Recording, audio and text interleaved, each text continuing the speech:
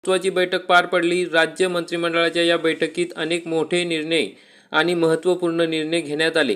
कृषी विभाग, विधी व न्याय विभाग, महसूल विभाग, ग्रामविकास विभाग, पंचायत राज विभाग, नगर विकास विभागाअंतर्गत अनेक महत्त्वाचे निर्णय मुख्यमंत्री फडणवीस यांनी घेतले। फडणवीस सरकारने या मंत्रिमंडळ बैठकीमध्ये 8 मोठे निर्णय घेतले आहे। राज्यात 5 नवीन न्यायालय स्थापन करण्यास मंजुरी देण्यात आलेली आहे। कोणत्या विभागाअंतर्गत कोणते निर्णय घेण्यात आले आहेत, याचा कोणत्या जिल्ह्यांना फायदा होणार आहे, हे आपण आजच्या या व्हिडिओमध्ये जाणून घेणार आहोत।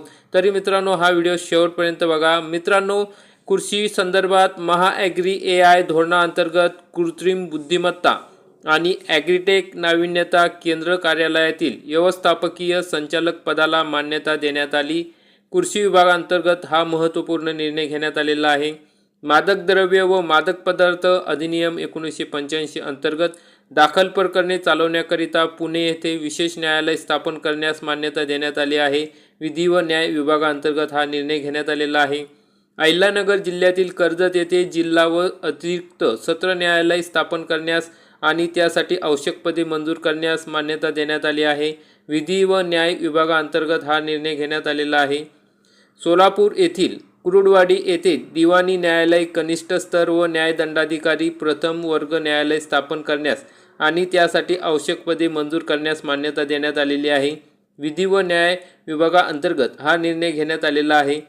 अनुसूचित जाती आणि जमाती अत्याचार प्रतिबंध अधिनियम 1989 सुधारित अधिनियम 2015 अनुसार दाखल प्रकरणांच्या सुनावणीसाठी अहिल्यानगर, परभणी, सोलापूर, नांदेड व यवतमाळ येथे अनन्य विशेष न्यायालये स्थापन करण्यास मान्यता देण्यात आलेली आहे। विधी व न्याय विभागाअंतर्गत हा निर्णय घेण्यात आलेला आहे।